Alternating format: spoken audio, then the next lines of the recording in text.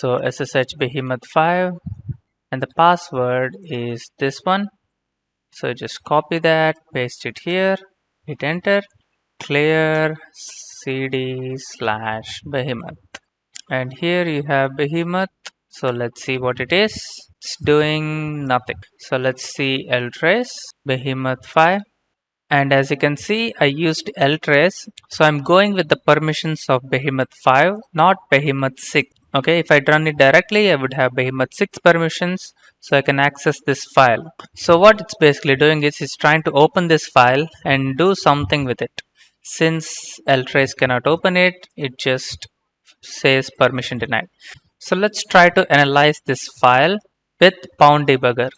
So just copy this pound debugger commands, paste it here, hit enter, Behemoth 5. First thing you do is disassemble main. Looks like it has so many functions and lot of activity going on here.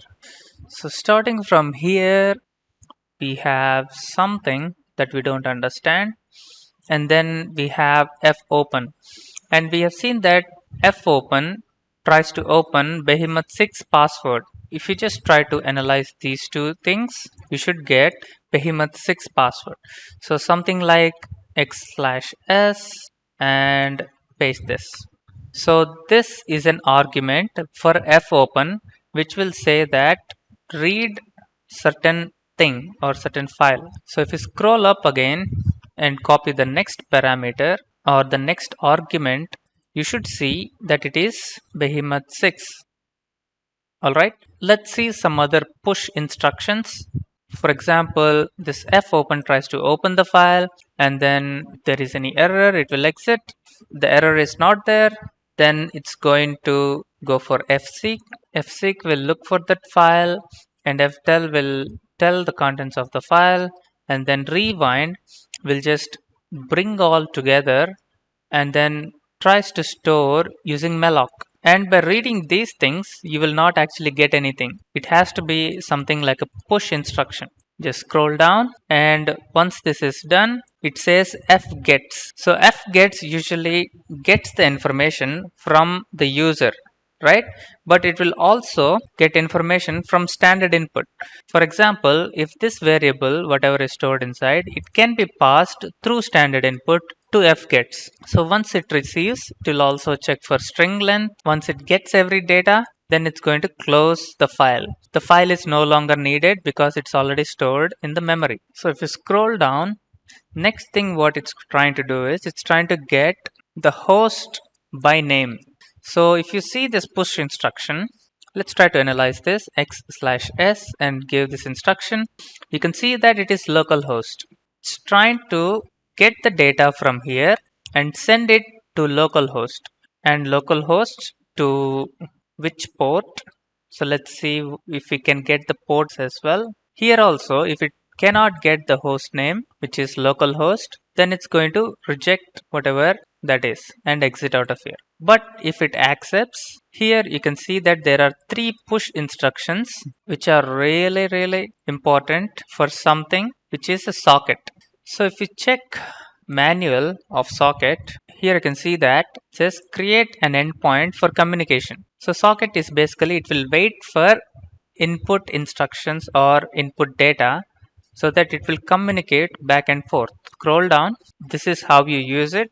Basically you import this socket header and then use it something like this. So domain can be either localhost or some other domain which you want to send data to, and then type. So type, you mention it here. Type, it can be either UDP or TCP or whatever, and there are some protocols like ICMP or IGMP or something like this. So we have some protocols, and if you see this code, you can see that it is in the same format, right? So first one is 0, a system default domain. So usually the domain is in IPv4 or IPv6 addresses, so that's that. And 2 refers to UDP or SOC dgram. We will see all that. And the protocol is IGMP protocol, so which is this one. If you just quit from here, basically it's trying to create a socket for UDP protocol. And if it cannot create, it creates an error and exit.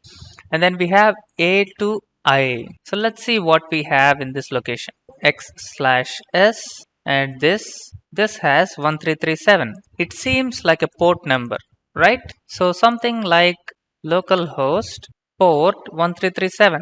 So here we have A2I, which is like ASCII to integer. So basically it is trying to convert this string, whichever that is, which is 1337, to an integer so that it will be accessible like a host name and IP address. Very interesting.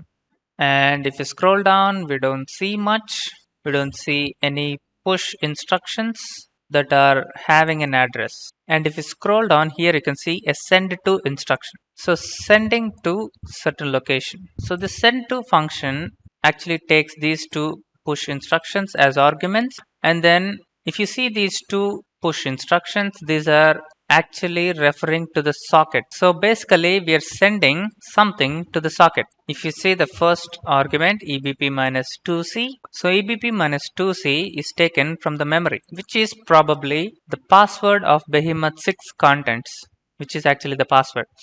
And the next argument 24 is the socket itself. Here you can see socket which has this address, right? So it is sending this to the socket at this, and the socket is already defined by these two things, which is localhost and this. If you just combine all those things, basically what it's trying to do is first open the password of Behemoth 6. So this is the first instruction. So I'm going to keep some numbers. Next, read all the contents of Behemoth 6 file. Store the contents in the memory. Send the contents through a socket stream to whoever is listening on localhost 1337. So someone has to be listening here so that the contents will be received by that particular program. So you can do it in bunch of ways. For example, if you exit out of here and create a new terminal and type SSH Behemoth 5 and create two terminals or SSH connections. So one of them has to be listening on port 1337, and you need to remember that this port has to be an UDP port. So to mention it as UDP port, you can keep U. If you run this, it will just keep listening, and if you send this Behemoth 5, it will automatically send that password to this Behemoth 5, right? Till here the lab is done. If you want to follow for more detailed explanation or more visual representation of the same program, you can continue. And I'll also say a couple of other methods to actually solve this lab, right? So I'll just close it. I'll just exit out of here and exit. So since you decided to continue, I'm going to show you a couple of things. First thing is the socket. So here we cannot find this. So what you can do is you open a new terminal, just paste it here and hit enter. So here you have this file. So just open using nano, just scroll down. So as you saw, the socket.h is the actual header which is being imported to this Behemoth file, and the socket, the first instruction has a 0, then it is unspecified. So unspecified means it will most probably take whichever input that the program is giving, and the program is later looking for get host name, right, which is actually localhost. So basically this one will take the localhost, and if you scroll down, this number 2 will take the protocol family, which is UDP. So I'll tell about this protocol family. If you just exit out of here, let's look for a different file, which is socket type.h, and this is that file. So just nano this, and if you scroll down, so first if it is 1, then it is sequenced reliable connection base stream. Do you know the alternative name for this thing? It is TCP, right? And this one is SOCDgram, connectionless unreliable datagrams of fixed maximum length. So do you know what this is? This is UDP. So if it is number 2, then it has to be UDP. So once that is clear, you can go back and check the instructions of the socket. Here you see 0, 2 and 2. So these are the arguments for the socket. So basically it's asking for UDP. And now let's also look the visual representation of this program. So you have to use a program called R2. R2 is radar 2. So just run using R2 and analyze everything and list all the functions. Here you have the main function. So move this entry point, which is this, to main function. So you select main function, right? So now it changed from here to here.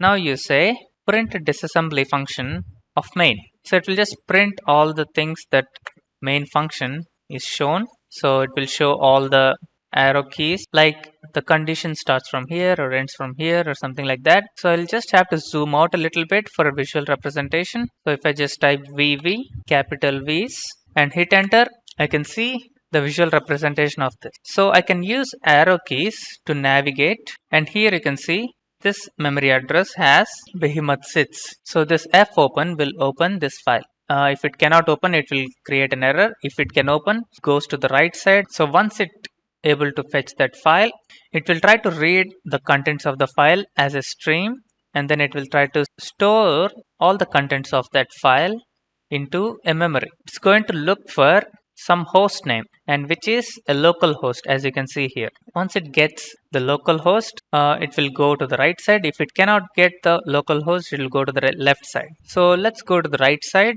and once it gets the host name, it will just create a socket. And as you can see, it is 0, 2 and 2, and this is the socket function. It takes all these instructions, which is 0, 2 and 2. It also needs a port number. So here, if it cannot get the socket, it will go to the left side, which will create an error. Once it got the socket, it goes next to the right side and tries to get a port number, and port number is 1337, and this is sent to A2I function, which will convert ASCII to integer, and this will be sent as a port number. And finally, we have some send2 function here. So this send2 function will send that to the open socket stream, and once it sends all the function, it will go to the right side and it will complete. If it cannot, it will create some error. So now let's see how to solve this in multiple ways. So I'm just zooming in. So previously we used two terminals to solve this, right? One for listener and one for running the Behemoth 5 program. So you can actually do it in a single terminal by using background processes. So the way you do is netcat lup1337. So this is the program for listening, right? So we can listen in the background, right? Just hit enter, and it's actually listening in the background. And now you can run Behemoth 5. So since this is running in the same localhost, this Behemoth 5 will look for this, and it will try to send the password directly to this background process. So just hit enter, and here you can see the output, right? One more way to solve this is by using tmux. So let me check if it has tmux. So tmux exists. So I'll just use tmux. Before using this, let's stop this background process. I'll just say foreground. It's actually running in the foreground right now. So I'll just control C that. So now I am out of this program. Now I will use tmux. So tmux actually helps us create multiple terminals in a single terminal. So first thing you do is press Ctrl B, and then if you press the comma key, so it will allow us to rename this window. I'm going to say that as listener and hit enter. So now it is renamed as listener. If I want to create a new terminal, all I have to say is Ctrl B and then C for create. So now I have created a new bash terminal. And as you can see, the old terminal still exists. This asterisk represents which terminal is currently running, or which terminal I am currently active on. So I will rename this as well, Ctrl B and comma. I will say this as Behemoth 5. Now if I want to navigate between the previous terminal or the next terminal, I have to say Ctrl B and P for previous, Ctrl B and N for next. So Ctrl B and go to previous. So now I'm here. All I have to do is run the netcat command, netcat lup1337, just hit enter. So it's just listening over here. Now let's go back to this terminal. You have to say Ctrl B, next. We are currently in Behemoth 5, so just run Behemoth 5 right here. So Behemoth 5 successfully ran. So it might have sent the password to the listener, So let's go back to the listener by pressing Ctrl B and P. This is how you can use multiple terminals or background processes to get the key to the next level. So I hope you enjoyed this one, and I'll see you guys in the next one. Peace.